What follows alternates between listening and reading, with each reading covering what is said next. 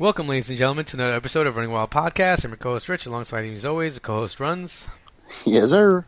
All right, so before we get started, just want to remind you guys that we're brought to you in partnership with pwponderings.com, rhworld.com, lastwordonprowrestling.com, and the Wrestling to the Max Network. All right, so with all that out of the way, so let's start with Monday Night Raw. This is our first episode really kind of covering Raw in the last 2 weeks, so we're kind of mentioned some of the bigger points. So 2 weeks ago, I mean, some of the big news that came out of everything was, Chris Jericho came away as the United States champion, which makes me happy, but also makes me very scared. Right. I had the same reaction was, yes, this is cool. It should have happened probably a month ago, but I get that we had to wait for the handicap match, and now Roman still looks strong, whatever. But yes, I completely agree with. Now I'm a little frightened that Kevin Owens drops the belt to Roman leading into WrestleMania, which I think would just kind of be dumb and a complete let's get our big stars with the big spots, because I think if Balor's ready to come back, then that's where you go. It worries me that, now we could just use the U.S. title for Jericho and Owens or something like that. And, I don't know. Yeah, but even kayfabe-wise, once Owens loses the belt, it's not going to be good enough for Owens to say, we're the United States champion. Well, right. As soon as he loses the belt, then he's going to be the one to turn on Jericho instead of vice versa, how it was going, I just hope they don't run a program where it's Jericho versus Owens for the U.S. title at Mania. That's the fear, right? I mean, that is pretty much all set up, if need be, to break them up for WrestleMania. And now you have the U.S. title for it. But yeah, that would just be terrible. I mean, I hate when somebody has the belt for so long and drops it, 2 months before the bigger show. Like, that guy has been the focus of your show, or should have been the focus of your show for the past 6 months. And, I want to see him in the main event rather than Roman Reigns, who just got thrown in there. But then there's this, odd play with Reigns and possibly Goldberg almost. Just this kind of the standoff they're having. So that would be much better. Right, and could that be for the title? Sure. Does it have to be? No. Should it be? No. Oh, 100%. So, if I would rather see Brock and Strowman and Goldberg and Reigns. That to me is better than just Goldberg and Brock. I don't really do that at Fastlane. Who cares? Brock and Strowman. My only concern is, I feel like Strowman needs to win. No, if that happens. Okay. But does Brock? I don't know. Is it in his contract? That's why I have Brock beat Goldberg or something at Fastlane and go from there. All right. But then that would kind of doom Goldberg and Roman. But you could just set that up as not for the title. What did you think about HBK's comeback? It was terrible. It was just ugh, come on, man. Some of the stuff just wasn't working, and you bring out Enzo and Cass to kind of give them the rub and help Shawn with the new age crowd, and it didn't work. Poor Rusev. He just seems to be the guy who gets attacked. Right, but that guy was money in that segment. He was doing everything he could to save it, and he was hilarious. He was on point. He was great. If anyone watches Up, Up, Down, Down, they had a FIFA tournament, and he was the best. He was saying that on the show his name is Roman Reigns. They were like, why? He said, because Roman Reigns never loses. So it was, and then he won the whole thing, and he was doing the Superman stuff and all Roman Reigns taunts. He was absolutely hilarious. Who does he play as? He was Real Madrid, and he had a Real Madrid jersey, and everyone picked randomly, and they were there was suspicion of how he randomly just picked Real Madrid off the table when no one was looking. And so he would just be like, were the cameras on? No. Then you can't prove it. Oh, well. Oh, you said it was good. No problem. So he beat Neville in the end because, obviously the two European guys are the only ones who actually play FIFA. And so like he was just like, "Oh, you lost. Can you please vacate? Can you leave? It's the winner's interview." And he was like, Neville was like, "Oh, is this a real thing?" And Bruce was just like, "Yeah, no one talks to the loser." Like he was, like just watch that video. He's hilarious, man. And then to see it kind of like, oh, wait a minute, this is the same guy I just watched be funny on the game show. Now he's being funny on Raw. That's awesome, great. I just he's in still a way that he's serious, I don't like that whenever somebody comes back, it seems like he's the guy to. Because he's the best, like, heat getter. Like, he's the most natural, and, someone at my job just mentioned today, and if they're going to do something like that, it's perfect. Why not do him and Angle at WrestleMania? Like, just have Angle come out for the Hall of Fame announcement or something, and Rusev interrupts, and that's it. You have USA against, Russia, wherever, Bulgaria, wherever he wants to represent, and there you go. Like, that's money. I mean, we'll talk about this more next week, but do you think that Angle comes back for Rumble? Why not? Like, he wants to wrestle one more time. So, like, are they really, unless there's something personal or something where they just don't want to, like, it's not like he doesn't wrestle. Like, he still wrestles all the time. So he's not rusty or anything like that. Like, he clearly is healthy enough. Just let him wrestle one more time. So why not let him in the Rumble? Because he's going to get eliminated, maybe, but I don't know. Like, give him that shot. All right. Well, I mean, but everyone other than one person is going to be eliminated. So Goldberg, Brock, Taker, but all of those guys are getting eliminated somehow. Yeah. Well, Taker. Last week one of the things that we didn't cover was Taker came out and he's announced that he's going to be in the Rumble. So that's just kind of crazy. I don't see where they're going with it. I don't see why. You don't see why? Because they have to fill a 70,000 seat arena. Oh. Okay. If they didn't have Goldberg and Brock and Undertaker, maybe they don't sell out. But I still don't know that they do, because like that's WrestleMania. Like they don't do that for anything else. So it's kind of crazy. But hopefully they get enough people in there with all these names, and hopefully the goal here, right, is you establish someone coming out of this Royal Rumble, and I beat Undertaker, I beat Goldberg, I beat Brock, I beat you want that to be the Finn Balor or whoever is going to win that match. You don't want it to be a throwaway Goldberg for 2 months. Or yes, it would be cool in the moment, I guess, but like then immediately I would just be like, oh, come on, that's just a throwaway of the Rumble. Like the Rumble is probably my favorite, standalone match. I don't think there's any comparison. It's just the countdowns, the excitement, constantly. But it gets ruined if the crowd shits all over it because they don't like who wins or something like that. Yeah, like that Philly crowd with Roman was the worst. As soon as Daniel Bryan got eliminated, that's it. The rest of the Rumble was just brutal. Poor Rey Mysterio. Just like, oh man. All right, so we've had this continuing issue with Charlotte and Bayley, and then Sasha and Nia. I'm not sure. I think we saw the footage this week, but I liked the idea that Nia Jax attacked Sasha Banks while she was like getting cleared to go back onto the show. It's perfect. I didn't see it earlier, so like I wish I did, because that would have been cool to see at 4:00. Sasha Banks get attacked. They would have just kind of set in better, but I thought that was awesome, man. Really good.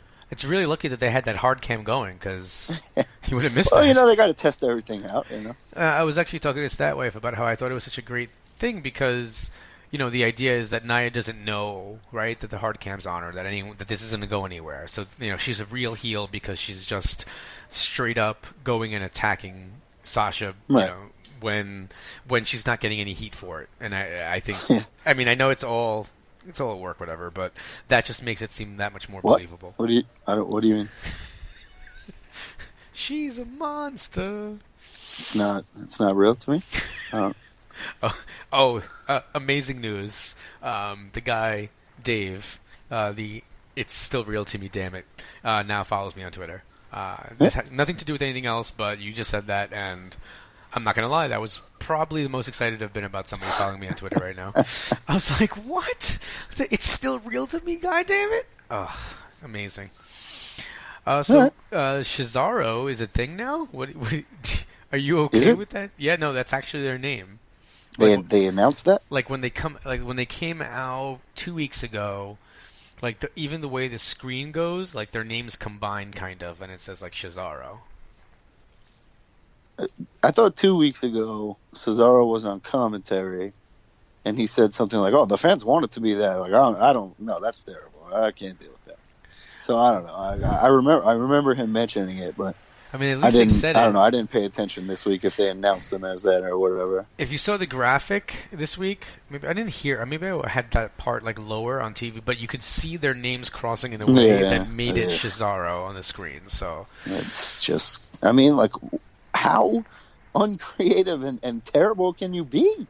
I'm fine with it. Just literally, just turn on WWE 2K17. Go create a tag team, put Sheamus and Cesaro in it, right? And then you go to announce as. And there's like 75 tag team names. Pick one of them. I don't care which one. Pick one. Just any of the names that they have there? You could randomly pick one, and it's better than Cesaro. All right, point taken. I don't think you're wrong there. Breezango, Cesaro, Showmiz. Come on, man. Showmiz was good. That's where it started. Showmiz it was Jericho. That's where it started. So good. And that, yes, that is good. You know, it's when it's Jericho and the Big Show, like that's okay. It sounds like, but Sheamus and Cesaro, no. All right, fair point. So then, moving on, you had Braun Strowman and Rollins faced off, which I thought was kind of interesting because I just realized, like, they called the club. Like, oh, come on, man. Yeah, I really think that the club. That's a great job, guys. Let's take this the Bullet Club and let's just the club. Since I know not any kind of club, just the club. But dude, see, since I know WWE listens to us, I'm just gonna say it again because maybe they didn't hear me last time.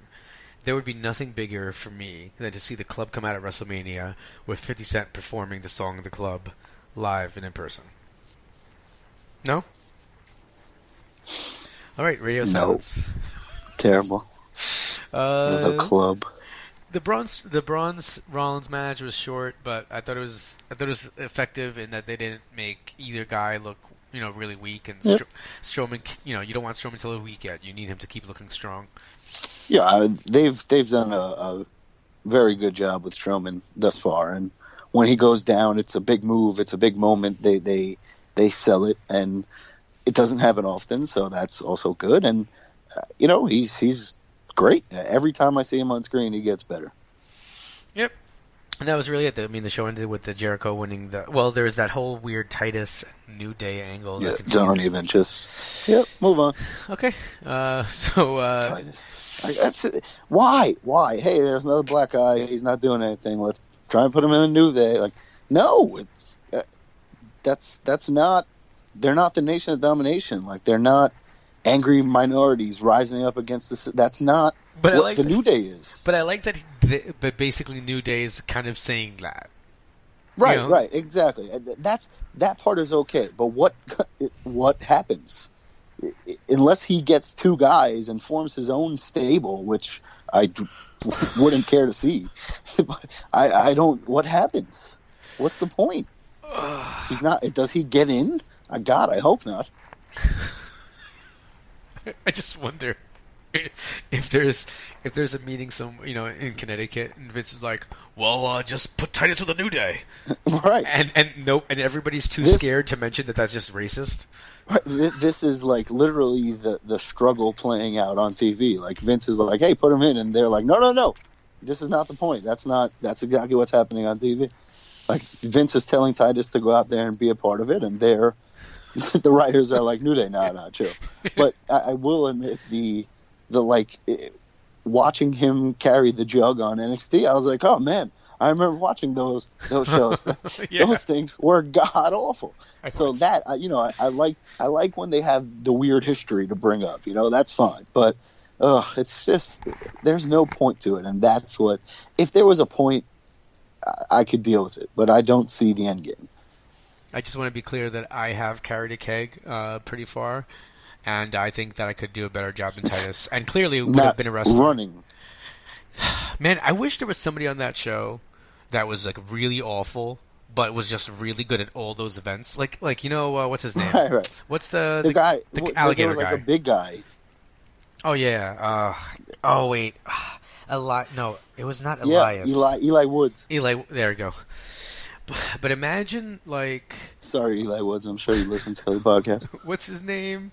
The guy who were the alligator wrestler. No, Eli Cotton. Eli Cottonwood. Eli Cottonwood. Oh, there we go. Eli Cottonwood. Right. Well, we had both parts, right? Jay. What is his name? Wait. Z? Just give me a second. ZZ. ZZ. Right? Okay. So now imagine ZZ. if they had done this season, right? Right. More like that one, and he was just really good at everything. All right, everyone, chop down a tree. He just runs through it. Like, all right, everyone, go wrestle this alligator. Kills it.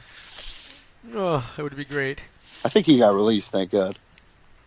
Yeah, they did. But because that was just, I appreciate giving people a chance, but I didn't even see the charisma that everyone blew him for the entire show. But anyway. I think it was just because he was so down to earth. If you say so. Well, what I mean is, like, that's a dude you could know. You wouldn't like him. I know you wouldn't. You would ignore the shit out of him. But, like, that's a dude that, like, I could have known at, like, Buffalo State. Okay. And, like, been awkwardly friends with, and then, like, when More I walked like by... Georgia State or something like that. Yeah. Louisiana Community College. Well, I'm just saying Buff State because that was a right. And I got the point. Someone weird. All right. So anyway, this week, then you had the opening. This is just an episode full of randomness. It's fantastic. Yep, that's fine. That's what these are designed for, right? All right. I guess let's get this out of the way quick. What did you think about them airing? Some people are upset that they aired such a long video package for Snuka. I don't mind it. Like they put it in the same. They put it in the same context as Benoit, basically. Everyone has done bad things. Like I don't. Everyone makes a mistake. Whatever. I get it. Hey, murder's not cool. That's not okay. But that was a long time ago. He was clearly sick. Like I don't know, man. Just because somebody does something wrong, their accomplishments don't get diminished to me. I mean, I'm personally in agreement with you. I understand some people might find it offensive, but at the end of the day... Right, and I respect that completely. You have every right to, but to me, it doesn't bother me. Listen, the truth of the matter is I will watch a WWE video package about anything. Right. Chris Benoit, I still... killing the kid kind of just doesn't... That killing the child... That's what kind of does it for me. So our official line. Not that I forgive killing Nancy or killing his wife, but that the kid is what really is just like, come on, man, the innocent kid. What did he do? I just want to make it clear to the viewing audience. It seems that this podcast stance is adult murder, meh. Yeah, it's acceptable. Child murder, unacceptable. So we do have standards. I mean, as people who basically have spent our entire life working with children and people with special needs, like that kind of thing, defenseless is just that's not okay. 100% agreed. All right, so then less controversial. You have Reigns, Heyman, Jericho, Seth Rollins, Braun Strowman, Brock Lesnar, Sami Zayn are all in the ring basically for a big the Royal Rumble's coming up. That's what this was. Yeah, I liked Zayn attacking Strowman. Oh, that was great. What I didn't like was... what you didn't like, I bet, was that locker room segment where they were just like, yo, man, shut up. Oh. I think that's real life. Like I legitimately think that's how Sami Zayn is in person. I mean, if you think Okay, first of all, I was actually afraid for him when Lesnar, like, I would have not thought any less of him if he just said, "Nah, f this," and just got out of the ring. You know what? Even I'm not this brave. Just fuck it. But that backstage segment made me like him so much more. It's great, man. Because everything I ever hear about him is like that. Like that's how they portray him. So I feel like that's just him. Obviously, turned up, but. Cheap plug for a later guest, but Ethan Page did like a video traveling with the Space Monkey, and and the entire time, like he would just like do monkey sounds instead of talking, and like Page kept trying to catch him off, and I just think about Generico like legitimately always being that guy because he really is, or Sami Zayn, I mean. Yeah, Generico. I mean, hopefully we get to see that guy one day. He's on the orphan farm with Kevin Steen, and they're just doing things real nice. Making sure Scum doesn't attack. Yeah. So then you had Cesaro defending against the club, and then the club fake won, but Sheamus hit the ref, so they got DQ'd. I hated that ending. I thought it was crap. I don't know. Yeah, I mean, like, are we already teasing this? Like, I thought we just got over, like, the dissension and that sort of childish things. I thought we were good.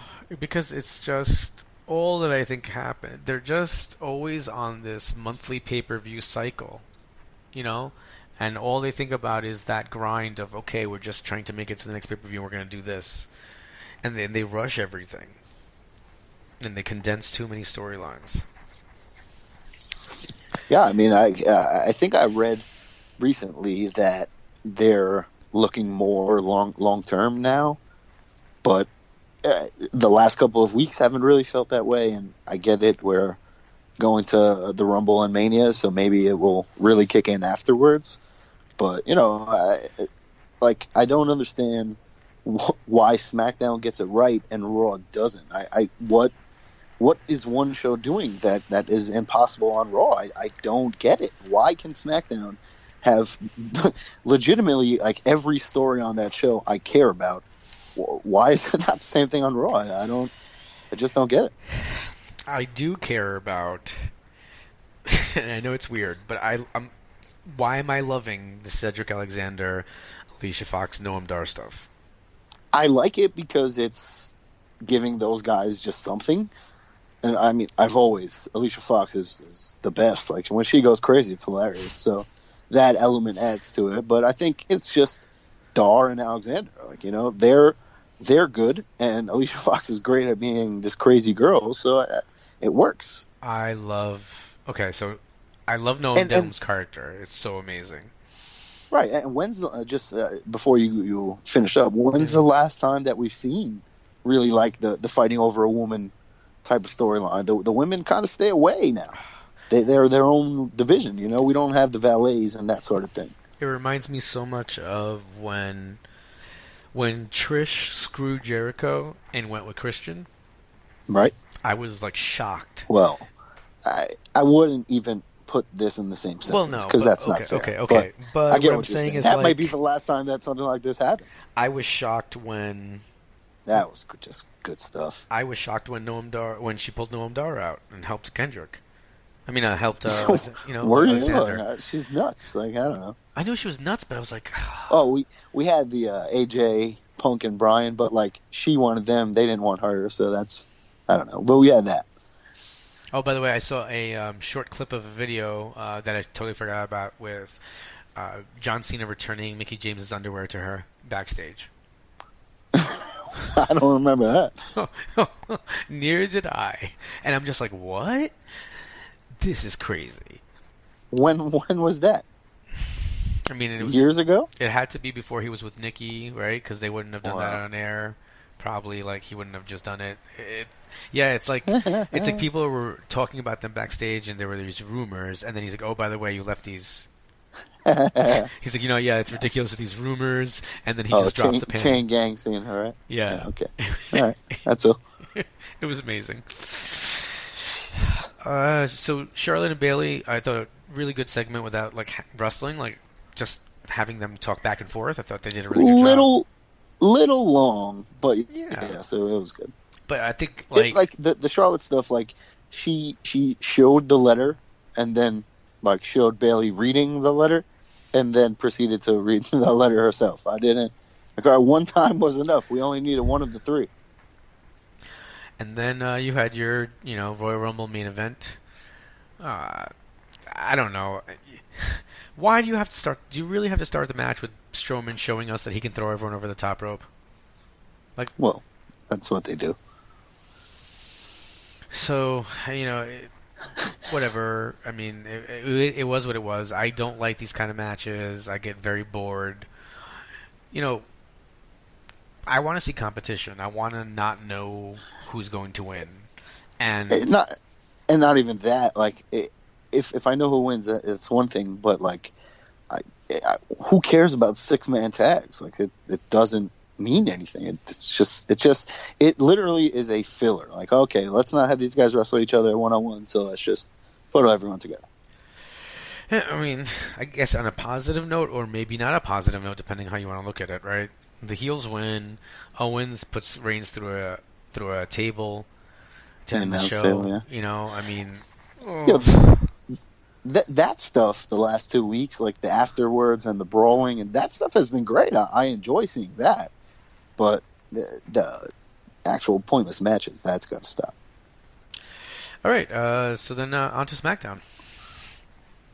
So right. I guess like the biggest things, obviously we have Ambrose as the IC champion. He's continuing his issues with the Miz. They're leading to a rematch at some point. You have Nikki and Natalya kind of going forward. What do you think of Ambrose with the IC title? I don't know. I when the Miz lost it to him at first, I didn't want to see the Miz lose it, but I was like, okay, Ambrose may be the right guy to kind of transition this to. He's seen as a star now, and maybe he can make it mean something. And then it's kind of just been whatever. Like he hasn't really mentioned the belt other than asking for a new one, which I actually thought they were going to make a new IC title, but thankfully Shane was just like, no, there's only one belt. We can't do that. So I don't know. It's okay, but we'll see what happens, after the Miz stuff when he has to defend it more and after Mania, whatever the case. But it'll be interesting to see where they go. Nothing makes me angrier at all than having somebody ask to replace what I think is the most iconic title in the history of sports entertainment. So, yeah, way to go, Ambrose. I like you even less now. Now, Dolph Ziggler, holy crap. I mean, it's unbelievable. The crowd was almost silent when he snapped those chair shots. When he took out Cruz after he was wrestling Kalisto. Yeah, I've loved the Dolph heel turn, and it makes sense because he's frustrated and he's been losing, and it's what we wanted, like, before he kind of won the IC title, right? Like, that's where he was going. Then he started winning again. He got the IC title, whatever. But I think they're doing the right thing now and making him that just kind of asshole heel. And it's going to be really interesting to see where he is at WrestleMania, who he's wrestling, because that'll tell a lot. Like, I wish, I don't, because we were at Shawn Michaels' last match, so I don't want to see him wrestle again. But I think him against this heel Dolph is, or would be, a perfect matchup. 100% agree. Then we had, the tag team titles, I don't know why they're defending them. Like, why not wait till Rumble? I don't know. Why are you defending the titles? Why are you having the Wyatts break apart so quickly? That's what drives me nuts right now is, just when everyone's behind the Wyatts, you kind of pull the rug out from under them, and now we're going to move into me not caring about Randy Orton again, and that's going to be that. And, I mean, you have this whole idea here where it seems that Bray is slightly kind of Orton's his favorite son, and he's not a fan of Luke Harper as much. But man, so what happens? I mean, it's got to be. I thought that this was going to be like it's going to be exposed to be a long con by Orton the entire time. But if that doesn't happen, do you just leave Orton and Bray together, and then Luke is off on his own randomly? I don't know which direction they go in, because, I mean, it seems like they're going Harper Orton, right? And this week you got Orton like smiling behind Wyatt's back when they were arguing, and Wyatt punched him in the face. So you can definitely see that maybe this was his end game all along, and that sort of thing. But it's just so stupid. Like, obviously it was a weird fit at first, and everyone knew, this was what was coming in the end. But then them winning the titles and Orton just kind of going along, it was great. It was like, oh man, this is a cool thing to see right now. Like, Orton is a perfect superstar that still could, kind of get down and dirty with the Wyatts, and it makes sense. And now, yep, here we are. It's WrestleMania season. We're done with this. They'll have a match at Mania, and then we'll go our separate ways. But yeah, to answer your question, I don't know. I don't know if anyone pairs up. Maybe Orton and what if Orton and like Harper turn on Wyatt or something? I don't know. Super weird. All right, so that brings us to this week's show, basically. So you had Cena, he's back, and you know, Cena Corbin last week. Oh yeah, which was cool. But I mean, it was just a warm-up match, whatever. But it was nice to see Corbin step to him and be in that little spotlight. It was nice to see Cena's that little kind of thing he does at the end where he gets like super powerful and then like hits where he wins all his moves and then wins. That was cool. But this week he was actually great. You know, what? Go ahead. So there's the announcement. Shane McMahon comes out and announces that there's going to be an elimination chamber, which of course brings AJ out, and then of course brings Miz out because he's a jerk, and Cena's there, and Cena just kind of hangs back and lets them go at each other, but then like he whispers, basically he doesn't whisper it, but he says things that they don't seem to acknowledge as him, and it's like the other person said it. So I just thought it showed me it reminded me how good he is on the mic and kind of the great stuff he can do there. Okay, first, this is now what reminds you of how great he is on the mic. Yes, it is. The past 2 weeks, when he's just been angry and yelling and fired up, that is why he's John Cena. Like, that mic work is, man, some of the best in the business. But when he's this funny guy, it's just the other side of that. It's sometimes he can be corny, but this was not one of those times. He was on. He was entertaining. He got the job done, and then he was funny and good on commentary too. He played a nice role there. Yeah, I really enjoyed the segment. So obviously there are going to be 3. Who do you think rounds out this chamber, though? I guess you can throw in Miz and Ambrose if you want, or I don't know. It depends on what happens in the Rumble. We usually will get some stories coming out of that, so it depends there. But did you happen to hear Cena on commentary when he was like, "Oh, the Surf's Up movie came out," and he was talking about Michael Cole, and he was like, who I refer to as Steven Seagal. I literally just cracked up. Like, come on, man. Of course you would. That's going to be... No, he was really good on the mic. When Cena goes away, I like him when he comes back, so... Yeah, he's... It brings me so much joy, like, to root against him, Yeah, and then he got involved in their match and ends up actually... AJ gets disqualified because Cena hit Miz, so they're definitely kind of building up that three-way kind of whatever issues between those guys. Ambrose and Cena, they've teased for a while. Cena and the Miz, I don't think it'll last. I don't know what they're doing with Cena at WrestleMania. Again, it depends on the Rumble. Either he's the champ or he's going to find something to do. When Baron Corbin stepped to him last week, I thought, like, oh, maybe we're going to get Corbin Cena at WrestleMania. And this is just like a little interaction to lead on down the road. But then they had the match and all that. So that kind of killed that hope. Did I miss something with Natalya hating Bret Hart? because Bret Hart posted a picture with Nikki Bella, like, oh, my favorite wrestler, and like it was like 2 weeks ago or something like that. Okay, I thought it was, I thought it was actually like real. Like I felt uncomfortable when she said my ex uncle, and I was like, whoa, whoa, whoa. No, I haven't hated Natty's heel run because I don't like her, for the most part, so it's acceptable. But this week and last week was just like, okay, this has gone on long enough. I really don't want to see Natalya anymore. Can we please find someone else? Yeah.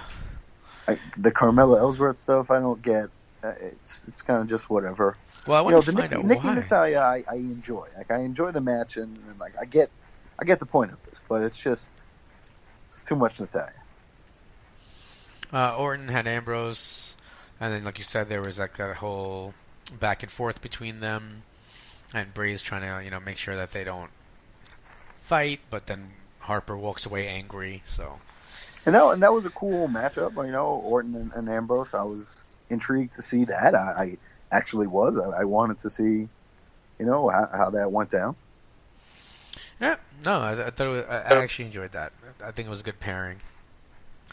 And the last two big things on SmackDown, we had the King's Court, hosted by Jerry Lawler, no shirt and everything, in full like regular King outfit, and Dolph Ziggler was his guest. An old school King outfit. Yeah, and man, Ziggler, some people apparently were like slightly like he went too far, but he basically talked about Lawler, his heart issues, and how because of the match that they had, that's the night that Lawler had the heart attack, and he basically said it was, he did it, and he'll do it again, or he'll finish the job this time, and then he ends up super kicking him in the chest and leaving. I mean, that was to even have your heel announcer JBL get up and go to check on Lawler. I think was just excellent altogether. Yeah, I really enjoyed it. Hold on, I'm sorry. The not talking in the backstage stuff and just kind of kicking people's ass, that was great. And then I was wondering what was going to happen here. And I didn't, I remember obviously that King night, but I didn't remember it was versus Dolph. So, to have that match, to have that stuff. And then like on Talking Smack, King said that like what happened with his heart was like it wasn't like an arrest. Yeah, it wasn't a heart attack. It was like cardiac arrest or something, which is like just when your heart is like off beat and something like that. And eventually like they got the heartbeat back on track, and then everything was fine. But he says that like he literally thinks that like those elbows were part of like what changed the beat. So that's kind of crazy. And I enjoyed that segment. I didn't think it was too far. I thought it was perfectly normal. Yes, it's a sore subject, but King was not, a sitting duck out there. Clearly, he knew what was going on. Yeah. And the last, kind of the last thing was the steel cage match. So Becky Lynch was defending against. Alexa Bliss was defending against Becky Lynch. And at the end of the match, La Luchadora comes out and basically made sure that Becky won, raised her hand. What did you think about her being the reveal? That's the first person that I thought it was, and so I'm glad to see it was her. And it wasn't her this whole time, but when the unmask came, it was. Wait, and what do you mean? Could see the difference. Body type, like it was Deanna Purrazzo this whole time. It was right. Well, no, I didn't. I had thought actually that it was always going to be her. I thought it was her, and I thought the reveal was that it was going to be her. Right. So that's at first when I thought it was Mickie James. Then I read it was Purrazzo, and I read that like things may change, but as of now she's La Luchadora. So I was like, oh, okay, that's cool. Like. She'll be boys with Alexa. That makes kind of perfect sense. But yeah, I'm fine with it being Mickey on the reveal. Like, clearly there was a difference in body type, and that was a little obvious. But I thought it was meant to be that way. Yeah, I mean, my only issue with it is like I would have liked to see Purrazzo be La Luchadora just because Mickey can get heat on her own, for like she doesn't need this to like get a reaction. Right, but I think she'll feud with Becky, and that gives Becky a nice spotlight. And then not long after, she'll end up feuding with Alexa, and she'll turn face and all that, All right. So that's SmackDown and Raw. So let's get to. So we're actually going to preview the Evolve shows that are going to be happening next weekend for Rumble weekend, just kind of ahead of time. And we also are going to have a special interview with Ethan Page, who will be wrestling on both shows. So make sure you guys listen to the entire episode. All right. So they're running Evolve 76 and 77 down in San Antonio. The first show will be Friday night, and the second show will actually be before NXT in the afternoon. Starts a little earlier. So announced matches they have so far. We're going to have the Tag Team Championship being defended by Tracy Williams and Fred Yehi against Thatcher and Cobb. And what's interesting about that is the next night, Thatcher and Cobb will be fighting each other for Thatcher's, Evolve Championship. The only thing I want to see here from Evolve is just I want to see tag teams. I mean, they're going with this weekend of shows. I'm totally for it because I actually like the idea of Thatcher and Cobb possibly winning it, and the fact that they want to fight each other, or that at least Cobb wants to fight Thatcher, is great. But I hope that moving forward we don't continue to have these types of challengers. I don't know. I like tag teams. I don't know what you have to say about that. No, I definitely agree. For the most part, that I don't think the Thatcher Cobb pairing like falls into this category because it's like part of the storyline, and I don't think they're going to win the tag team titles. But maybe they will. I don't know. And it's he's kind of coerced into doing it. Oh, you want that title shot? Well, then let's go get the tag team titles too. So that's fine. That makes perfect sense. But I completely agree. I think it's evident by the fact that it was Galloway and Gargano. They lost to Gulak and Williams. They lost to Galloway and Dustin, and then they lost to Williams and Yehi. So the past 4 champions have been 2 of the same guys, and then just another guy from that same crew. True. Yeah, I don't know. We'll see what happens with that. I mean, there's part of me also that feels that the roster doesn't carry enough people for there to be like a extended, like just tag team. Like you don't wrestle in singles matches. Right, like they can't pay everyone to be there all the time. At the beginning that we started going, the bravados were around. They were okay, and then I guess I don't know, they just kind of faded away or too expensive, like you said, because you got to book 2 guys instead of just 1, or 2 flights too, and that sort of a thing. So I maybe that plays a part in it. I don't this weekend I think we're seeing Jaka and Dickinson in singles wrestling, so it doesn't seem like they're really a tag team necessarily or exclusively. So it's interesting, these guys they're bringing in are singles guys, and maybe eventually we get those tag teams formed. But as of now, it is kind of lacking. Then you have, so you mentioned Jaka's going to be facing off against Peter Kasa. I liked what I've seen from Kasa and Jaka, so I think this is going to be a good match. It'll be interesting to see how their styles mesh together. You have Dustin. I'm really looking forward to this one. Dustin versus Jason Kincaid. I mean, Kincaid's crazy, and I think Dustin's finally coming out of his shell and really coming to his own in this character in Evolve. And I can't even call who's going to win on this one. I agree. I've always kind of liked Chuck Taylor and now Dustin, and the more I watch him, like on PWG, he does a lot of commentary, and even shows from a few years ago, the guy Excalibur will mention, PWG, the unofficial breeding ground of WWE, and Dustin is just like, not for everyone. And like, just his like anger Yeah. that he's not, one of those guys in NXT or whatever. And, to see that is just kind of exploding in his heel character. I think that's perfect, and it makes his work is some of the best there is. And his character is really great and Evolve where, it makes me hate him when I'm a fan of his work. So it's good stuff.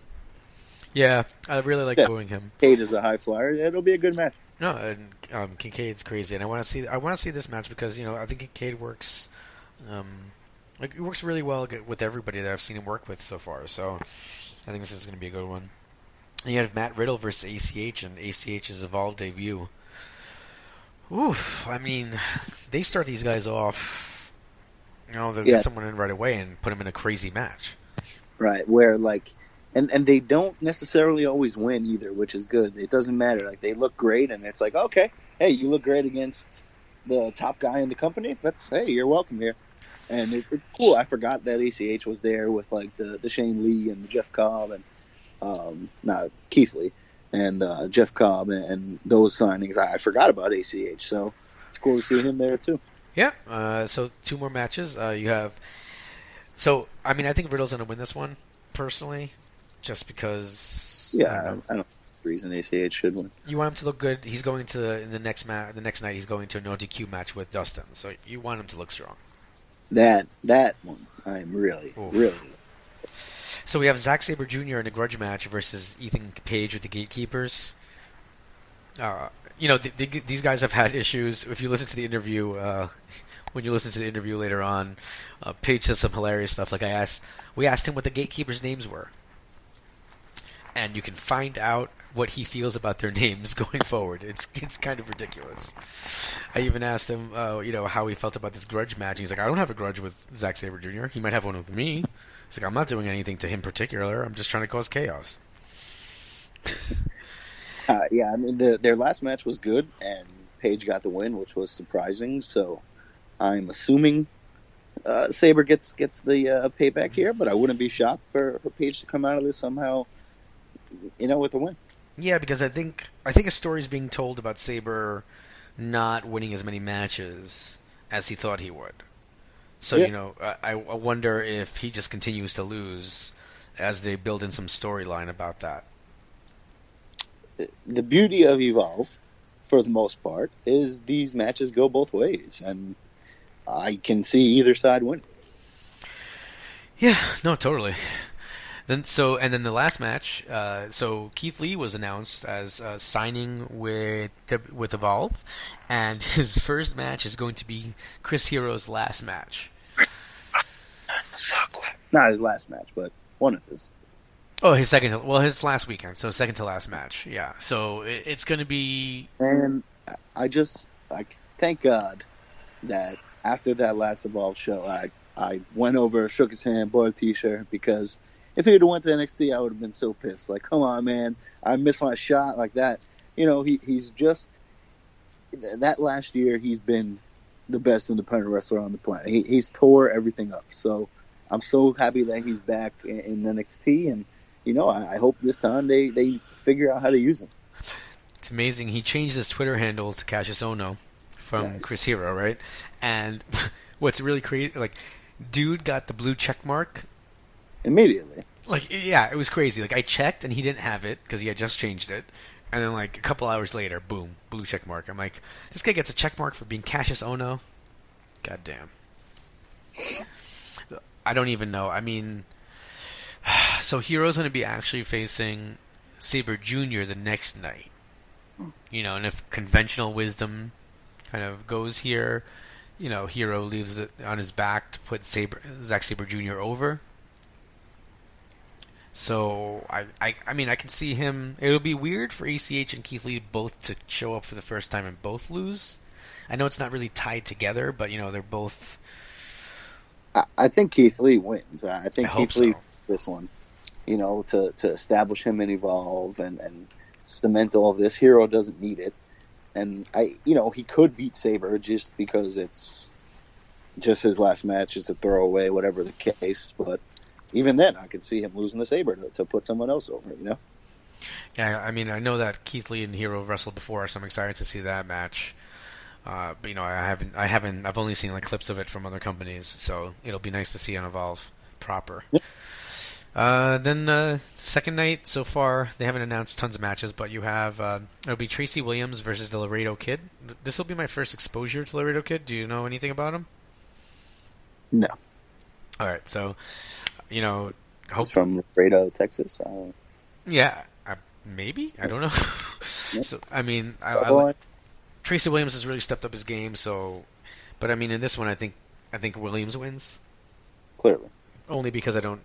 Maybe it's unfair because I remember when I picked Donovan Dijak to beat Dax Jane because I didn't know Dax Jane that well, and then Jane, he got destroyed. So you never know. Yehai is going to be facing against ACH. I think this is a harmless loss for Yehai. Especially when they're the tag team champions and you split them up that way, presuming they don't lose the titles, there's no reason for them to win. No. Then this is the one we were talking about before: Riddle versus Dustin in a no DQ match. You have to think Galloway does something, no? Yeah, probably. I flew so far to do this. Oh man, Riddle. I flew 23 hours. I despise Galloway so much that I kind of forgot. Galloway. Like I boo him so loudly that I want him back though. I wanna hate him. Oh yeah, he would be fantastic in WWE. Oh. I think he's enjoying freedom and enjoying just Evolve and TNA and going in Europe and Scotland and Britain and all that. I think he's just enjoying it. I want him to. I want to see what he wants. How he's going to save Evolve. Do you remember he got fired, or like why he lost like momentum? No. Wasn't it like something where like he was married to Tiffany, right? Okay. And she got like arrested or something for like spousal abuse, or it was like something like that. And Vince was like, "Oh, you're clearly not tough enough. Like never mind, forget you." Like, it was something like that. Like she hit him, pulled the cops. It was some situation like that. And Vince just like the same thing with John Morrison. Like Melina slept with Batista, and John Morrison didn't do anything. And Vince was like, "Oh, that guy's a bitch. Nope, see ya." That's crazy, man. That's crazy. I wish that's how my job worked. Crazy. So then, Hero versus Sabre Jr. is going to be just sick. I just like their contrasting styles, so I think it's going to be interesting to see how they pair up. I don't even know that they're contrasting styles. The striking and that strong, stylish, like the submissions. Yes, I get you, but the hard hitting, I think it'll be really physical. Yeah, well, it's just like if you think about it, kayfabe, Sabre Jr. is going to have to like come with more force, right? Because I don't know this kayfabe term you speak of. All right, I'll drop it. And then the last match, Timothy Thatcher, with Stokely Hathaway, of course, is defending against Jeff Cobb. I know that at some point Thatcher is going to drop the title, right? But I don't think it happens here. I think Jeff Cobb has a really great showing, and I think that hopefully he's staying with the company moving forward and working with them a lot more. But I just can't see him coming in and taking the title from Thatcher that quickly. I honestly don't know. I can't get a good feel for this one. I think Thatcher wins, but I don't know. Cobb is really good, and he got his title match, and yeah, I get it. It's a big name for a big weekend of shows, and that helps. But I don't know. I think I can see him winning. All right. Well, those are the two nights that they have announced so far. Also, Darby Allin and Chris Dickinson will be on both shows. Darby, please don't die. I don't know. Maybe he'll bring Uncle John's friends with him. I doubt it. You don't. That's not going to cross over, right? I mean, like it would make so much sense, but I don't think that Gabe really wants to cross streams, so to speak. All right, fair. All right, so with the Evolve previews out of the way, I just wanted to also first of all, thank Ethan Page for spending some time talking some just absolute nonsense. Try to stay away from the usual kind of rundown of when you start wrestling and all that stuff, and just kind of talked about some different things that he's doing in terms of his career at Evolve and Alpha One and his YouTube show. So be sure to stick around and check it out, and we'll be right back with you guys after the interview. All right, ladies and gentlemen, I'd like to welcome Ethan Page to the show. Welcome, Ethan. How's it going? Pretty good. So you had a pretty busy day today. What were you actually up to? Well, I was actually in North Bay, Ontario, doing an anti-bullying presentation with Alpha One Wrestling and their crew. So where was the setup? Was it at a school or something like that? Yeah, I was at an elementary school from grades 1 to 6, and it was the most bizarre thing I've ever done. I'm really interested in this because I think that, when the WWE had launched the Be a Star, I was actually teaching 6th, 7th, and 8th grade. So I kept having my kids apply and apply and apply for them to come to their school, but alas, they never showed. How did you guys end up doing this? It was through a contact of mine and through Alpha One, and I ended up finagling some kind of deal where they would have our performers come and perform like a wrestling show, and then afterwards there would be like not a Q&A but a presentation where I would just personally speak on bullying and positive ways of fixing it, whether it's with you or in your home or your friends or whatever. And then we had Gregory Iron, who I begged to do this because I thought he would be a perfect example of somebody being told that he can't do something and overcoming it, as well as dealing with bullying and finding a way to positively spin that as well. So how'd it go? It went good. I guess a little insight on this was originally we had scheduled to do a 60-minute wrestling event and a 30-minute talking event. And like I lost sleep over this whole deal for about 3 weeks. My wife said I was grinding my teeth every single night because I was just extremely stressed about how a professional wrestling show would have anything to do with anti-bullying when you are physically punching someone in the face. So I was like, I'm happy we have the deal. It's good exposure for our company. It's good press for us to put online. The footage of me speaking to children is great for my resume. Well, I'm just being completely honest. So, like, for me, I was like, okay, there's benefits of this. I can practice for future things, hopefully with WWE, being a public figure, and this is good experience in that field. But I couldn't find any kind of honest, what we're doing makes any sense whatsoever, and it doesn't. So I was like, okay, well, on the day of the show, I decided no one's allowed to punch. No one's allowed to forearm somebody in the face. And I stupidly agreed to chops because I was like, oh, you slap someone in the chest. That's so fake. So first match goes out. It's Josh Alexander versus Gregory Iron. Gregory Iron is chopping Josh Alexander during the whole match because that's the only strike I allowed anyone to do on the show. So Josh Alexander decided to chop Gregory Iron once in the corner. And because he's so convincing at what he does as a professional, I had the lady that hired us, the Alpha One as a company, to present it, and the principal of the school walk into the locker room of half-naked men, look me in the face, and say, we need to wrap this up. And we are in the first match. And I go, oh, what's wrong? And they said, I'm loving this. This is a great show. And by the way, the kids are literally reacting like it's Hulk Hogan versus Andre the Giant. That's amazing. Like, they are the craziest, loudest. We trained them how to boo and yay, and they were so into it. The kids were amazing. Like, everybody was loving it. And they said, a couple of the faculty are making faces. And I go, oh, maybe they're just, dumb enough to think that this is real. And the principal snickered and thought it was hilarious. And I was like, I promise no more hitting, because I could tell exactly what offended you. I was watching the match. But I promise you everything that's happening is safe, and we'll address that this is not real after the event.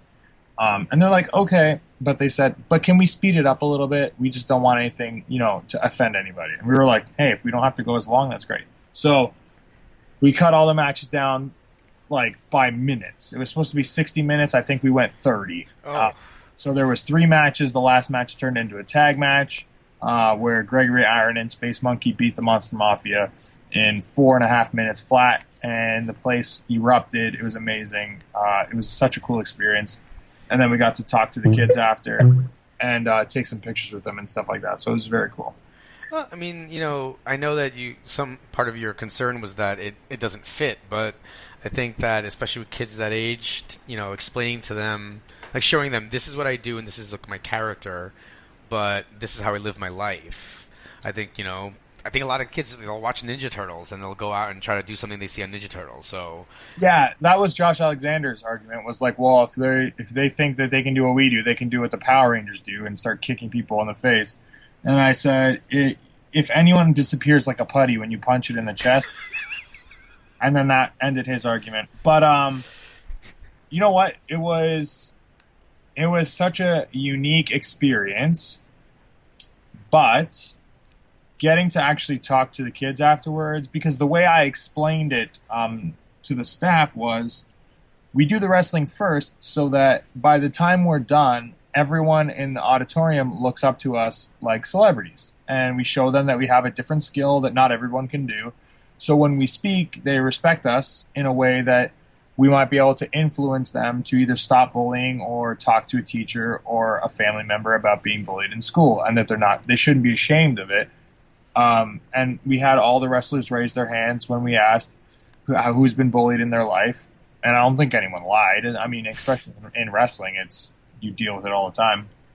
So we found a way to, shine some light on it in the end that I think it worked. And hopefully maybe we got one douchey kid to stop picking on everybody else.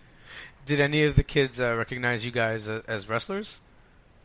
As far as like outside of the no, because North Bay, and we were almost like just on the cusp of a native reserve. So this was actually one of the first wrestling shows that they've had in town forever.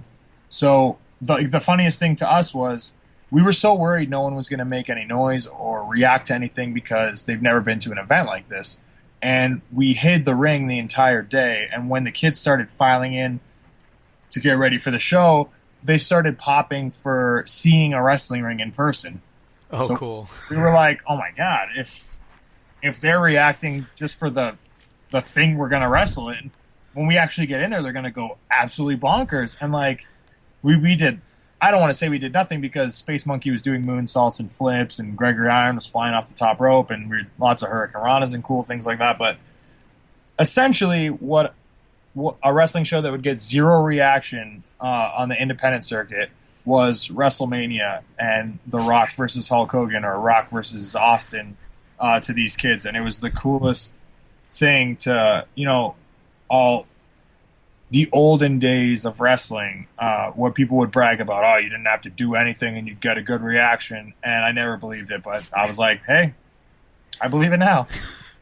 You mentioned, I know that one of your idols is The Rock, and you mentioned that this would be a good practice for some point when you hopefully make it to WWE. Would you miss being able to do things like this, and you're really running your own promotion up there? Would that be something that once you join the E, you'd have to let go of and you miss big time? No, not really, because I think I would just take my experiences to WWE and I don't want to say force my hand because it's a negative way, but I guess reassure them that I'm valuable in more than just a wrestling way. And hopefully, if opportunities came up, they would go to me to go to events like this and continue, trying to make the world a better place. Oh, well said. The last show I got to see you on live was at La Boom, and you actually wrestled Cody, and kind of in terms of like bullying, you've been playing a character in Evolve that's a pretty big bully, right? After on Johnny's last night, you had been trying to make amends, and then you attacked him, and at that last show, it seemed a little odd because you've been basically the kind of biggest heel since that moment in Evolve, and then you have Cody out-heel you. What was that like? I just think it was an interesting position because he just turned heel on Ring of Honor. What was it, the night before? Yeah. So I think in a continuity, Cody looks at himself like a brand outside of a specific company. So if he's going to turn heel somewhere, he's going to turn heel everywhere. So he showed up, he's a bad guy now. So bad guy versus bad guy. We tried to outdo each other throughout the entire match, where he would flick off a fan and I would go to high five him, and as the fan's trying to high five me, I'd blow him off too. So I guess he just out dastardly did me with kicking me in the nuts and finishing me off. And two, I think it's cool to boo guys like him because they've already had success. So it's kind of like the hipster way of saying, "Oh, screw you," which is kind of lame. But being an Evolve guy, kind of making my break through Evolve, there's kind of a relationship where I've been entertaining these people in Laboom month in and month out. I don't really pick and choose when I come to Evolve. I'm there every single show. So for them, it's kind of, I don't know, they have a better relationship with me, so maybe I would be more popular than him in that sense.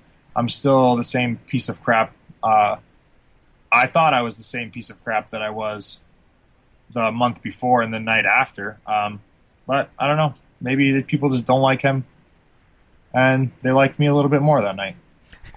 Speaking of that one interaction with the fan, did you end up interacting? So there's that moment where the fan holds Cody for you, and instead of giving him a high five, you give him the middle finger, and he actually takes your shirt off. Throws on the floor. Yeah. Did you end up having any interaction with that fan, like after the show or anything like that? He sent me emails saying that he's going to customize his Ethan Page t-shirt for the next show, and I should be worried. So, I mean, hopefully he entertains some people with his poorly spelt t-shirt of him probably spray painting something on it. So it's going to be like Major League 2 when the fan goes rogue. Yeah. So that was that was like I was there, and that was pretty hilarious. The guy's face was priceless. So, moving forward, what are your aspirations for 2017 in terms of your career and in the business? I'll be satisfied if I keep doing what I'm doing, because at the rate that I'm going, there's been a good slow progression in my career. I've been gaining a lot of steam within following. I would be ignorant not to say that I'm not making more money. So things are going very well in that aspect. Obviously, I have to say that my goals are to end up in WWE. But right now, the landscape of wrestling, there are so many options and ways for people to make a living as a professional wrestler. That is not the only option for people. So to be completely honest, I just want to make enough money to get my wife pregnant so that she doesn't have to work anymore, and I can just be a fake fighter and, live off that. Are you going to be participating in the WWN tournament coming up on WrestleMania weekend? I have not been told anything past San Antonio Royal Rumble. All right. Well, speaking of those two events, the first match has been announced that you'll be taking on Zack Sabre Jr. The last time you guys met, you guys have had, this is a grudge match. You guys have had some issues between the two. You seem to get the upper hand on him. What are your thoughts going into that match? He has issues with me. I don't have issues with him. Well, wouldn't you say that attacking him with a chair and hurting his arm, wouldn't that kind of indicate that you have more than, let's say, a passing dislike for him? No, I don't hate Zack Sabre Jr. I don't hate anyone in the company. I just don't like the way things go, so I just make sure that they happen in a different way. I think that's like the definition of chaos, is just messing things up for the hell of it. And people were expecting him to get a number one contendership spot, which I thought was lame as hell. And the night before I attacked him, I lost my title match. So, I mean, why give the fans what they want? I am the complete opposite of that, especially in Evolve and pro wrestling in general. I'm not the first person on anyone's dream wrestling match. I wouldn't be a first-round draft pick in a new faction But for some reason, I'm always talked about, and I'm always on the tip of everybody's tongue or in the most controversial topics. So I thought I would just interject myself back into the title picture by taking out the number one contender. He didn't like that. We ended up having a match. I ended up winning. That makes me the better man. He has a problem with me. I don't have a problem with him. If I have to beat him in a different town, in a different city, I will. I have no issues with beating someone that claims to be the best wrestler in the world, or fans claim to be the best wrestler in the world, and shutting them up for... This would be the third time I would beat Zack Sabre Jr. In the last year and a half, so... Well, building off the idea of the chaos, you brought in the gatekeepers. So first question. Sure. What are their names? What do you call them when you're not in the ring? This is probably your fifth or sixth by now, but... Fair point. What would you say what are their names? What do you call them backstage? Nothing. I just whistle and they show up. They don't have names. Why everyone's so fascinated by what names they have? Their names could be Bob and Todd. Who gives a crap? Nobody is there to see them, and they know that. They're not on the They don't have WWN contracts. They're not on the Evolve roster. They're paid by me to help me, to keep the gates for me. They're my gatekeepers. All right. Fair point. Yeah. Recently Catchpoint has, they ended up, of course, Drew Gulak left and he's in WWE now, so they lost a member, but they gained 2 more members, and they're larger than your crew right now. How do you plan on creating chaos if you're outnumbered by another group in the company? I wouldn't say we're a crew. I would say it's Ethan Page and his entourage, Ethan Page and his goons, Ethan Page and fill in the blank. It's not a crew. That's a one-man show with people following him around. Well, that said, how are you and your entourage going to compete with the larger faction of Catchpoint? I don't know. We're not having a faction war. We're not going to walk down the street snapping our fingers. This isn't a gang fight. So it's not West Side Story? No, not even close. It's the all ego story. It's the era of ego. And I'm writing my own story right now with so many twists and turns, and every show something different happens. Who thought I would beat Dick Togo? Did Chris Hero do that? No. Good point. In this new era, your entrance music has changed, and I think that was something that, all around people pointed out how good that music was. How did you feel about what made you kind of go about that change? Well, after everything kind of happened with good old Johnny Gargano, my upbeat Ethan Page music doesn't really get me in the mood for beating the living crap out of somebody, which I've become a much more aggressive performer. But when I'm victorious, I play my old music because I want to celebrate and be happy. Do you think that is something that we're going to hear this year in terms of, you being able to get a title shot? Would you even consider maybe teaming up with one of your goons to go after the tag team titles? No. So it's Evolve title or bust? Evolve title, WWN title, anything that I'm the focal point, yes. Anything where I have to share the limelight, no. Even suggesting that they're on the same level as me and thinking that I would team up with one of them, they would even disagree with you. All right. Moving along, you're up in Alpha 1. You guys have a big show coming up this weekend. Could you tell us a little bit about your show? Yeah, of course. Alpha 1 Wrestling's out of Hamilton, Ontario. 2016 was its biggest year, and 2017 is looking to be even bigger. Our first actual event was today, and it was an anti-bullying campaign like we talked about at the beginning of this podcast. And next Sunday is the first, I would say, advertised public event. So we've already got one in the bag. We've got 3 cities that we currently have had events in 2017. We have the one in North Bay, Hamilton on Sunday, and in March we're going back to Oshawa, Ontario. So now it's a traveling crew, and it's going to be really big for 2017. But this Sunday's event is, in my opinion, one of the strongest independent, stacked event starring local talent and people from all over the world. David Starr is coming in to continue his tour defending the WXW title with what I think is one of the toughest opponents for him, Josh Alexander. Myself versus young up-and-comer Shane Saber, which is big for our local crowd. They're super into him and obviously super into All Ego. Silas Young's I believe last, don't quote me on this, independent booking before going exclusive with Ring of Honor is with us on this Sunday, and he gets a chance at the Zero Gravity title against Alessandro Del Bruno, managed by Jay Chung. So that's interesting. If he wins, he could take the belt with him. And we've got EYFBO going for the tag team titles against Ricky Shane Page and Gregory Iron. And we also have an 8-person ladder match where the winner gets a title shot any place, anywhere, anytime. And Joey Janela, Alex Daniels, and a slew of death-defying people are in that match. So you got the gambit on this show. Everything from a regular wrestling match to just a car crash ladder match in the main event. So, what do you think sets Alpha One apart from other companies? Storytelling, continuity, common sense. They respect their fans.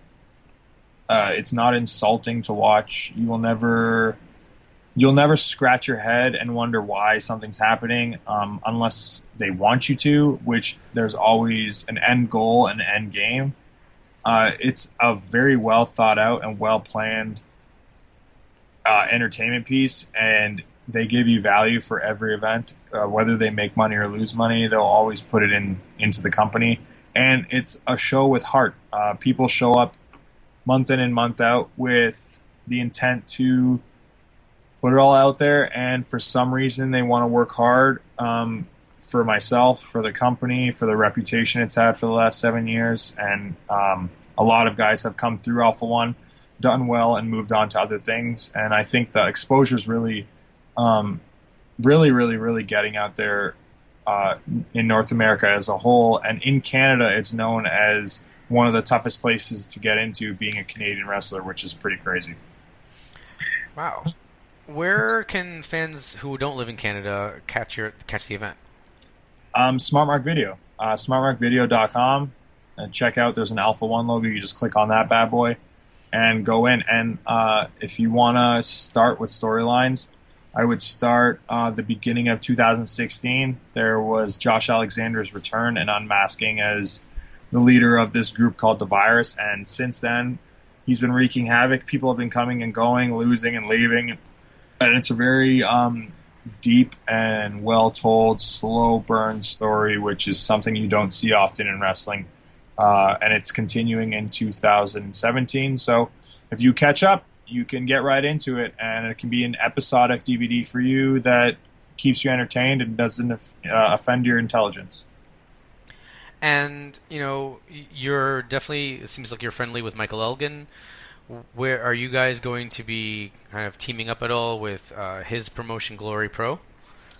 Yeah, so Alpha One's going to send myself, Space Monkey, and Kobe Durst to the debut Glory Pro event. Where both myself and Kobe Durst get a chance to be in the main event for the first ever Glory Pro Championship, which is very cool. And we're ironing out a deal for their show in May, their return show. So hopefully Alpha One will be properly represented at both events. So it seems like you travel a lot with Space Monkey. What is it like traveling with him? It's excruciating. It's annoying. Yeah, that's pretty much it. You had a rough weekend this past weekend. Currently, on the shows that you went to, right? You had some travel problems. Yeah, I don't want to give it away because I have a YouTube show. It's literally uploading right now. Episode number 3 of my show called All Egos, All Access Pass. A lot of stuff happened. We had a window get smashed into. I hurt myself really bad on my leg. And we traveled on planes, cars, shuttle buses, all over. So check the episode when it drops. I'm trying to get it out tonight. I'll be highly unlikely. I had to go back and re-edit it. I caught myself swearing, and I'm not okay with that. So it's a long process. Totally. Editing and uploading is a big pain. Oh yeah. Well, so you actually had your own podcast over the summer, and it was it was pretty funny. I think it was you guys had a couple episodes, and then it kind of went belly up. Any reason for that? Yeah, editing and upload is a process, and I have to do everything where the other two podcast members lived over an hour away from me. So it was kind of like it was a project that was going to go nowhere because I would eventually have just got tired and not been able to do it, and that's exactly what happened. I just decided to cut it short. And what gave you the idea to start the YouTube show then? Because that's sometimes almost more annoying to have to work with video, and it's clear by watching the first two episodes that you're not just doing quick edits with iMovie and putting in a template. You're doing a lot of work yourself to really make the videos pop. So where did that come from? Well, I went to school for television broadcasting and video editing, so I have a background in that. But I watched this weird show on Netflix about some kid named Carter Dallas, and he was like super famous for making Instagram videos, and now he's a bajillionaire. And I just thought I wasn't really using social media for like all the power that it has, and I was neglecting my YouTube channel. And I thought I have this talent for video editing and just a natural charisma on camera, so why not constantly practice, like I am right now on this podcast, speaking to people and relaying a message, whether it's some kind of crap like tonight I'm going to be recording myself opening my Pop Vinyl subscription, which is what a dumb thing to do, but it's just more content for the YouTube page. I have a Q&A that's going to come out. I have this new episode that's going to come out. I just want to have constant material uploaded and slowly start building a fan base. And I don't mean just in professional wrestling. I mean all over the world. I have different interests. I'm not just a professional wrestler, although that is my bread and butter and my dream and my goal in life.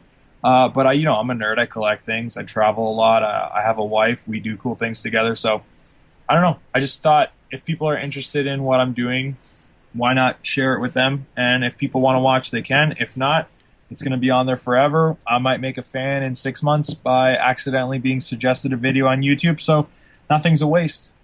I totally got to say that, I actually just moved to a new place, and your man cave, I'm very jealous, but it's also giving me some fantastic ideas for when I'm finally unpacked, because just even some of the way way you have your favorite comics posted around and everything. I definitely need to find a special place for my Hulk 181.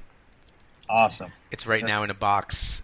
It's in a box in a dark closet in a safe place, and I'm kind of feeling like that's a waste now. Yeah, you got to display that. If you love it, why not look at it every day? See, that's why right now, I won't lie, my intercontinental, formerly old school but now new school and current IC title is sitting there on the shelf. So kind of lonely next to a Doctor Strange fig, which is kind of like a weird thing that Loot Crate sends out. I don't know if you get any of those. No, the subscription thing that I'm with is called Pop in a Box. I've heard of that one. That one's pretty cool. Yeah, it's weird with Loot Crate. They kind of alternate what they'll send you a pop sometimes, and they'll send you the figs, and it's kind of a nice. They're a little the bodies are a little more streamlined in the heads as well, so there's just a little bit more detail. Well, for me, I was buying these things on the road all the time and traveling with them in the boxes to get damaged. But it's cool because on the website, you can actually choose the ones that you want. So you can go all the way to popinabox.com, and they have an entire list. You just click want, don't want, don't want. You can go through all of them. Yeah, it's very cool. So why shop if they're going to have them there anyways? My account's going to send it to my house, and I don't do a lot. I just do 3 a month. So they'll come. I get to open the box. I don't know what's inside. It's kind of a cool surprise. Yeah, I like it. That's totally cool. So, just what would you say is your favorite comic book character? Spider-Man or Batman. Those two are like tied for first place. Do you like Batman? Because I love Batman, but I don't like. I've actually very rarely read I very rarely read DC. Did you actually read DC growing up, or was it just like a movie thing? No, like there's lines of Batman, like comic book lines that I just absolutely obsess over with how good it is. Let's see. One more rapid fire question before we wrap up. Where's your favorite place to eat when you're traveling for wrestling? Like the place that whenever you go to that city, you have to stop by this place. Ooh, that's tough. Cracker Barrel is one of those places because they have really good healthy options, and Denny's, man, like you can't go wrong with a Denny's. I haven't been to Denny's in so long. It sounds so delicious right now. It's terrible. All right, and I just wanted to ask you, how do you feel about being the only person who's actually been on our show twice? Because once before you were creepily approached after an Evolve show and granted us a couple minutes. So, what is that honor like? Pretty awesome, I guess. Good answer. All right, thanks so much for joining us. I appreciate your time. No problem. All right, once again, thanks out to Ethan Page for sharing his time with us. Definitely go check out his YouTube channel. He's been filming some episodes for a show that he's doing, like when they're traveling and things like that. Also, go make sure you obviously catch him at the Evolve shows this coming weekend. And if you happen to be around the area of Toronto, you can go check out the Alpha One shows. So, just kind of good time talking to him. Some interesting answers about the fact that the gatekeepers have no names, and that they don't need names because they're just there to be his goons. So it was a fun time. I guess the last thing we can mention that kind of came out earlier today was that the Young Bucks will be fighting the Hardys at Supercard of Honor on April 1st down in Orlando. Man, it sucks they vetoed on that one. I actually tweeted at the Hardys and I was like, "Yeah, guys, really? I should have tricked my wife into going to Orlando, not to Atlanta." But either way, that's going to be crazy. I can't believe that they're, this cross kind of promotion or whatever, like TNA guys coming to Ring of Honor is just kind of crazy. Yeah, that should be dope. All right, and don't forget to enter our contest for 2 tickets, 2 second-row seats to Glory Pro event. That's Michael Elgin's promotion. It's running out of Alton, Illinois. You can email us at runningwildpodcast@gmail.com. You can tweet us at runningwildpodcast LWOS and put in the hashtag Big Mike Verse and put somebody that you'd like to see him wrestle in the future. I mean, he's already got lined up on May 7th also that he's going to take on Riddle at this show, and then on May 7th he's going to be taking on Sami Callihan. So looks like they've got a lot of great stuff going on over there. All right, and with all that out of the way, just want to remind you guys, can just please leave a review, rate, subscribe. It helps us out. Give us some feedback. We'd love to hear anything. Some trivia, send it our way. Any comments you have, and we'll gladly read them on air. You can follow my work covering Ring of Honor and Evolve over at pwpundings.com and Last Word on ProWrestling.com. You can check out our podcast at runningwildpodcast.com. And you can follow me on Twitter at Rich_Laconi. All right, with all that out of the way, just want to remind you that you guys have been listening to the podcast that is just too sweet.